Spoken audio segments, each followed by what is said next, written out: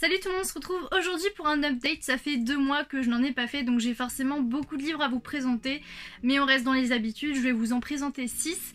Et en barre d'infos, il y aura la minuterie. Donc aujourd'hui, nous allons parler du premier tome de Culotté de Pénélope Bagieux, de Days de James Lovegrove, le tome 3 des Chroniques de la fin du monde de Suzanne Bebb Pfeffer, Petit manuel pour jeter des gentils sorts de Silja, De retrouver de Keren David, et pour finir le premier tome de Shadow House de Dan Pawlowski. Donc nous allons commencer par Culotté de Pénélope Bagieux. Donc c'est un livre qui présente 15 portraits de femmes et j'en ai entendu beaucoup de bien, du coup je l'avais dans ma wishlist depuis un petit moment et c'est vrai que plus je le voyais, plus j'avais envie de le lire, du coup je me suis laissée tenter. Déjà la première chose qu'on peut voir c'est la magnifique couverture qui est très très belle, moi personnellement ça me donne vraiment très envie. Ce qui m'a plu aussi dans ce livre-là, c'est le fait de découvrir des profils de femmes que je ne connaissais pas parce que pour la plupart de toutes ces femmes, je ne connaissais pas du tout, donc c'est vraiment que de la découverte.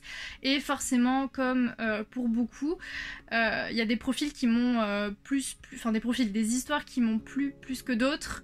Et d'autres que j'ai moins aimé. Maintenant, au niveau du dessin, je suis un petit peu mitigée puisque je m'attendais pas à ce que ce soit sous forme de BD en fait. Donc voilà, je sais pas si vous voyez bien, mais c'est vraiment sous forme de BD. C'est des traits pour moi assez simples, assez... pas grossiers, mais c'est vraiment très simple.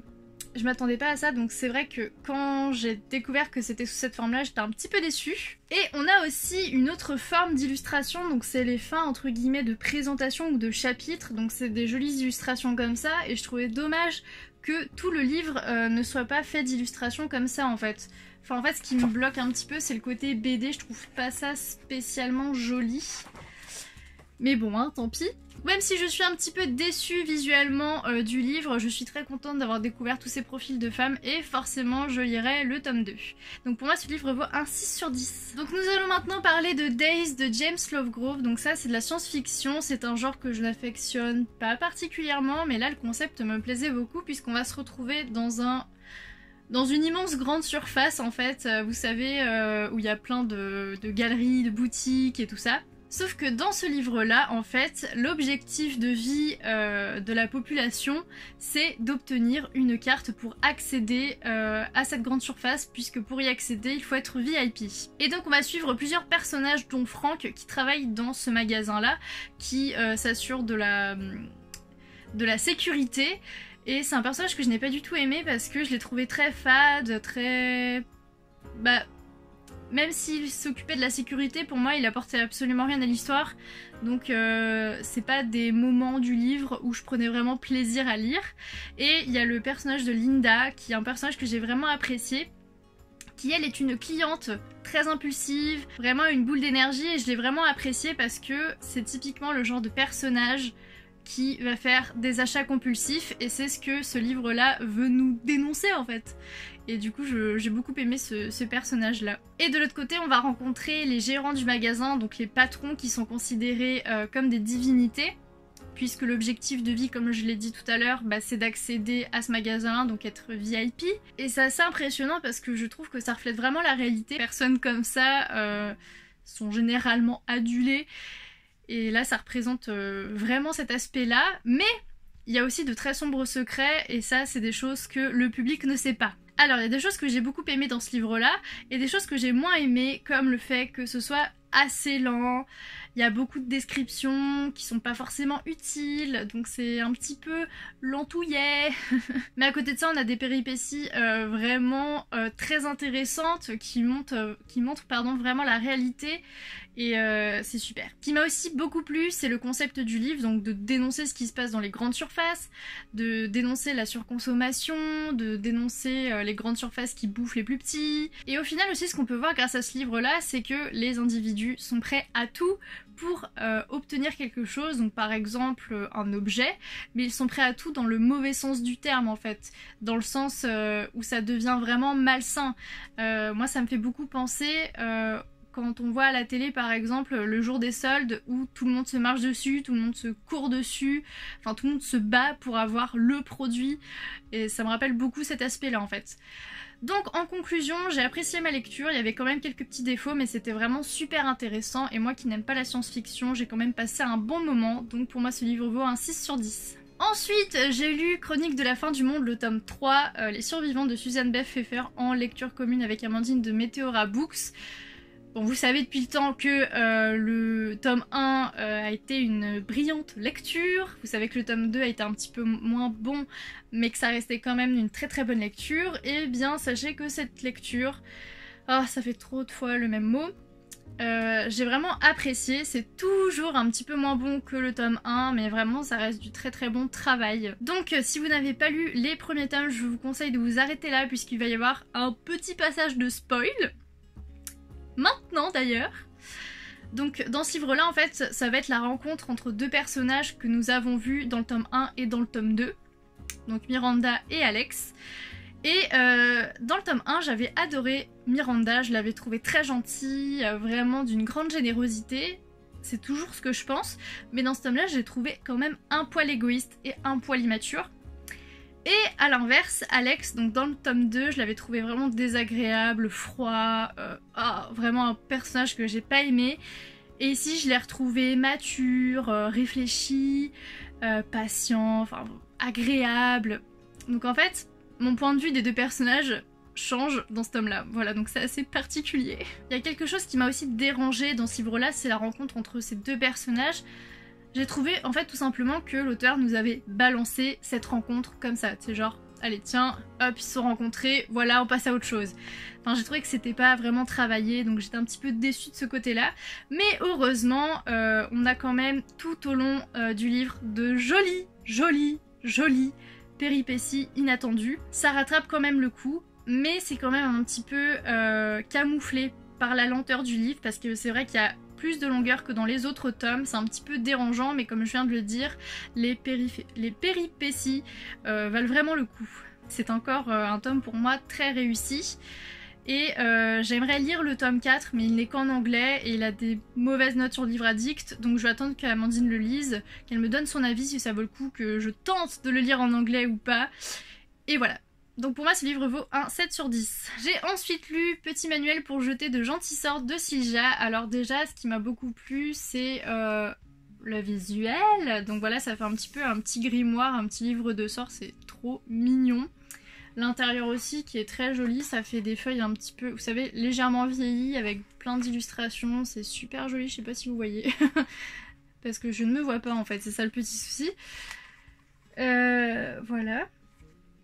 Donc c'est un livre qui qui est centré sur la Wicca déjà, et c'est un livre qui va nous enseigner des sorts à pratiquer, à jeter, des rituels, des conseils, des explications. Par exemple à la fin du livre il y a des explications sur certaines fêtes, donc je connais pas bien, donc certaines fêtes comme Yule.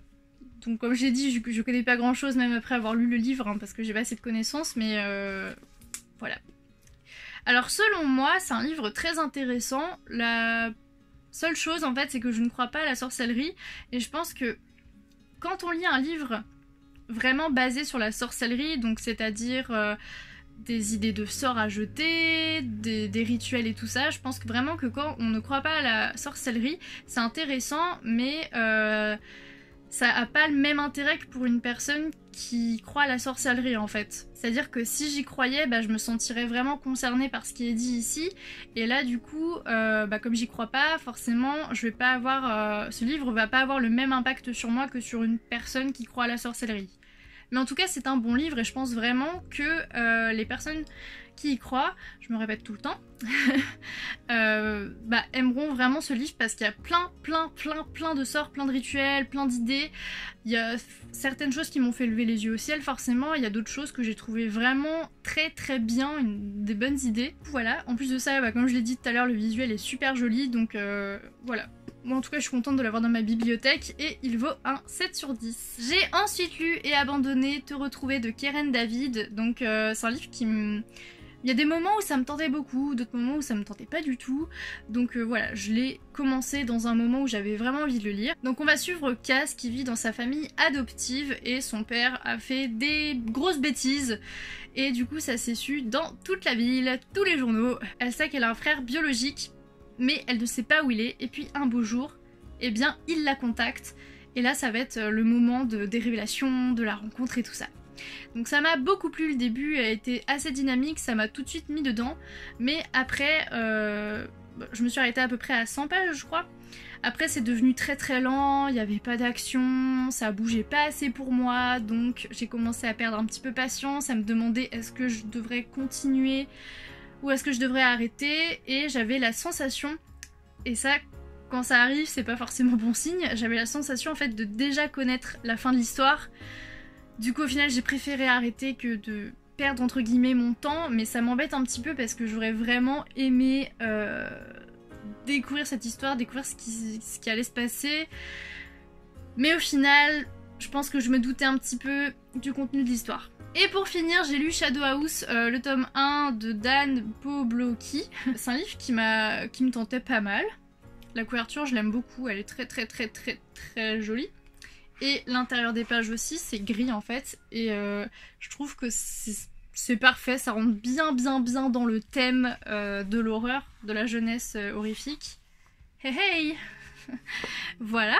Donc ici on va suivre 5 personnages, 5 adolescents, enfants, qui ont chacun des recherches différentes, mais qui vont se retrouver dans un même lieu. C'est-à-dire que chacun cherche à accomplir quelque chose, cherche à obtenir quelque chose, mais ils ont tous rendez-vous dans le même lieu.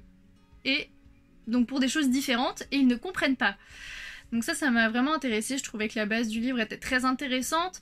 Maintenant, au niveau des personnages, je n'en ai aimé à peu près aucun, en fait, parce que j'ai trouvé que c'est très répétitif. Enfin voilà, c'était des personnages assez fades, il n'y avait pas forcément d'intérêt. Enfin, c'était pas assez développé. En tout cas, je sais qu'il y en a 2 qui m'ont vraiment tapé sur le système, je ne les aime pas du tout. Et en ce qui concerne l'histoire elle-même, donc le fait qu'ils soient tous les 5 au même endroit pour des raisons différentes, j'ai trouvé que c'était pas assez poussé, c'était trop répétitif, j'avais l'impression de pas avancer, et quand c'est comme ça, c'est pas bon signe non plus. Du coup, je l'ai lu, mais j'avais vraiment hâte que ça se termine en fait, parce que pour moi ça n'avançait pas. C'était répétitif, il n'y avait pas vraiment d'intérêt, donc... Vous savez, c'est un petit peu comme par exemple, on doit aller d'un point A à un point B. Quand on arrive à ce point B, on se dit « Ah bah c'est bon, c'est terminé ». Ah bah non, tu dois aller au point C maintenant. Et vous avez l'impression en fait que c'est interminable. Bah c'est un petit peu ce que j'ai ressenti. Du coup, je ne lirai pas le tome 2, je m'arrête ici, je pense que c'est pas mon univers. Et c'est peut-être mieux comme ça, et du coup, pour moi ce livre vaut un 4 sur 10. J'espère que cette vidéo vous a plu, je vous fais plein de gros bisous, salut!